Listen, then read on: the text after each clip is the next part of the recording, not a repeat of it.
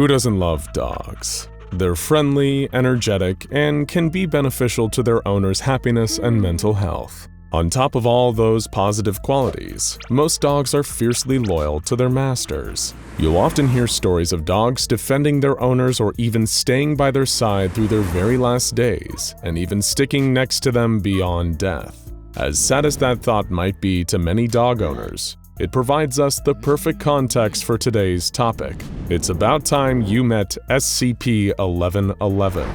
Sometimes also known by the nickname the White Dog. This moniker actually refers to one of the two halves of SCP-1111, namely the former, SCP-1111-1, while its counterpart is simply known only as SCP-1111-2. As you may have already deduced, SCP-1111-1 is, or at least appears to be, a fairly common domesticated dog. Sporting white fur that gives it its nickname, the White Dog is a cross between two different popular breeds, the German Shepard and the Labrador Retriever. However, upon closer inspection, this particular pup is a far cry from one you might see fetching sticks or chasing squirrels at the park.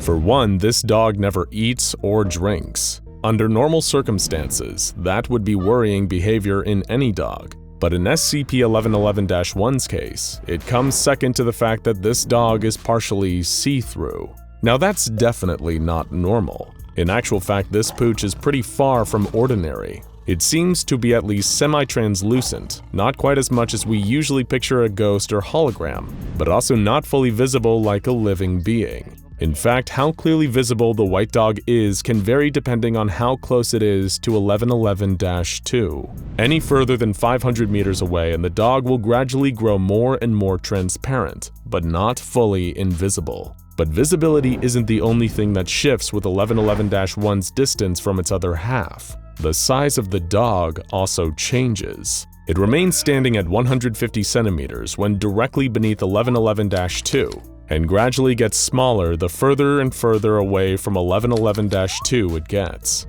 Finally, there's its eyes. SCP-1111-1 possesses a distinct pair of glowing red eyes, the brightness and intensity of which increase the closer it is to 1111-2. So let's recap.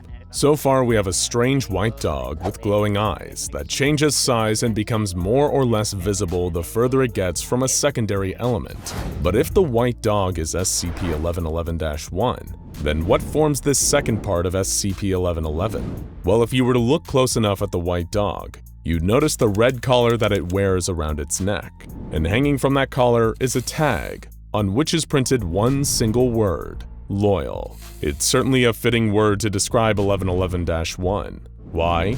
Because SCP-1111-2 is presumably the dog's master, or rather, its master's dead body. Dressed in an old, worn business suit and formal dress shoes, SCP-1111-2 appears to be a deceased male of indeterminate age. The precise identity of this man has proven next to impossible for Foundation researchers to determine. The condition of his suit and shoes have deteriorated so much that it has been difficult to even identify the original company that produced the clothing worn by the corpse. As for his cause of death, well, that unfortunately seems all too obvious, given that the 1111-2 body always appears the same way, hanging from a tree with a noose around his neck. Foundation staff observed the two parts that make up SCP-1111 have noted that 1111-2 will occasionally make quick, violent twitching movements. These random jerks and spasms of the corpse are consistent with those exhibited by a person who is dying from asphyxiation, and often researchers have heard the body making desperate gasps for air. The closer his white furried canine counterpart is, the more frequent and violent these motions and sounds will become. It's almost as if SCP-1111-2 has somehow been trapped on the very brink of death, reliving those final moments over and over again, all while guarded by his loyal white dog. If left alone and not interfered with, the white dog will lie down just beneath where its master's body is hanging. The dog never sleeps, nor does it require any food or water, and does not even seem to breathe.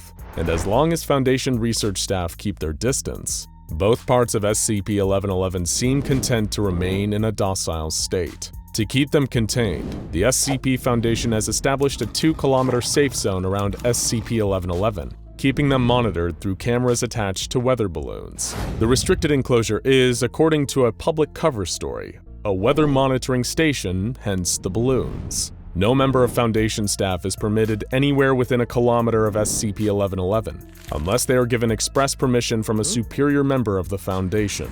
Should SCP-1111-1 ever stray away from the tree where its master hangs, though, then the area must be evacuated of all personnel until the dog returns to its normal position. However, Foundation staff are urged to be wary when approaching SCP-1111, because the white dog may well be more ferociously loyal than any pet. Emphasis on ferocious. The moment that 1111-1 becomes aware of anything coming towards itself and its owner's body, the dog will become viciously hostile.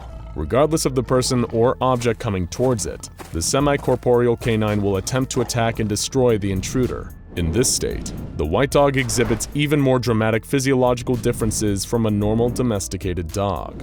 Video footage recorded by the SCP Foundation shows that the dog is capable of reaching incredible speeds of up to 60 kilometers per hour, which is, of course, considerably faster than an average canine. The white dog can also reach a height of 6 meters when jumping up into the air, and has teeth and a bite strength powerful enough to tear through armor plating composed of 15mm thick titanium.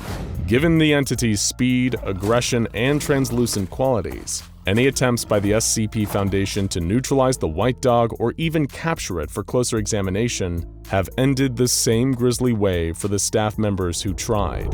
The creature's fierce loyalty defending its owner's body also make it incredibly difficult for Foundation staff to even get close enough to SCP-1111-2 to properly study the remains. As we said before, that loyal tag around the dog's neck is certainly an accurate description. On a date which has been redacted from its file, an incident occurred involving SCP-1111 and a team that consisted of a number of Foundation agents. This team had been ordered to neutralize the white dog and transport the anomalous animal to a containment facility. Attempting to evade the creature's direct line of sight, the agents approached the hanging body of SCP-1111-2 from the north, the opposite direction to the way the dog was facing. Possessing a sense of hearing and smell far beyond that of a human being, the white dog was able to quickly detect the agents approaching its master. When the team got within 300 meters of the tree where the body was hanging, the canine set upon them, tearing at clothing and shredding protective armor with its teeth in order to get to the agent's soft flesh underneath. One of these agents fled, running as fast as they could from the area. But of course, this was a futile move, as the white dog quickly noticed and began to pursue the Foundation agent with its superpowered speed. As it chased them, the surveillance cameras recorded SCP-1111-1 decreasing in size, becoming harder to see with the naked eye the further it ran from the tree. The dog's speed began to decline too. The further the dog got from the tree with the noose, the less the body hanging from it seemed to be spasming too.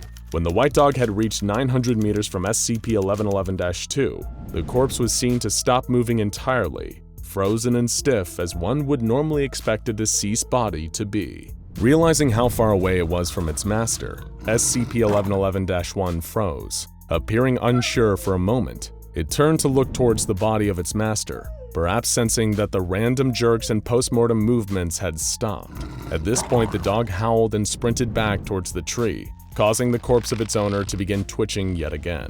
Footage of this incident showed that the white dog was impervious to conventional weapons, and any rounds fired at the canine by Foundation agents merely passed through its ghostly body. However, its claws and teeth were very much solid, and it was able to slaughter almost all the agents, save for the one who fled, who ended up being the sole survivor of the encounter. Following this disastrous mission, the O5 Council issued an order that, in order to protect the lives of Foundation personnel, only remote-controlled drones and expendable D-Class personnel would be permitted anywhere near SCP-1111. Shortly after the previous incident, a group of D-Class were sent into the area around the tree where SCP-1111-2 was hanging, this time approaching from multiple directions at once. But this only led to the same results, as the white dog began to quickly move between each of the D-Classes, killing them one after another. Only one, D-83011, was able to make it close enough to the corpse to make any noteworthy observations. As they approached, the hanging corpse of SCP-1111-2 seemed to slow its jerks and twitches, and the body did something that had never been seen before. It opened its eyes. It raised its arms towards the approaching D-Class in what looked like a welcoming hug, only for D-83011 to be torn to shreds by the white dog moments after. Cameras nearby picked up more previously unseen movement, namely the owner's mouth moving almost as if he was saying the words, "No, down boy." But soon after, the corpse fell limp again and resumed its normal twitches. Following this, the Foundation have theorized that the white dog could possibly be contained by somehow removing its master's body from the area. Some staff have also noted that SCP-1111 shares certain traits with SCP-023, a similar anomalous creature also referred to as the Black Shuck. Much like the white dog, the Shuck also possesses a ghostly canine form, and appears to be the same large dog-like creature that is referenced in ancient folklore from throughout the British Isles. According to legend, the Shuck appears to travelers at crossroads, serving as an omen of bad luck, impending disaster, and is even thought to be one of the hounds of hell itself. SCP-023, like SCP-1111, also has anomalous abilities that focus on geographic space. In the Black Shuck's case, anyone it detects approaching it will die or lose a member of their family within a year. Researchers working for the Foundation believe that SCP-023 and SCP-1111-1 could be related, or even instances of the same phenomenon, a sort of dog yin and yang.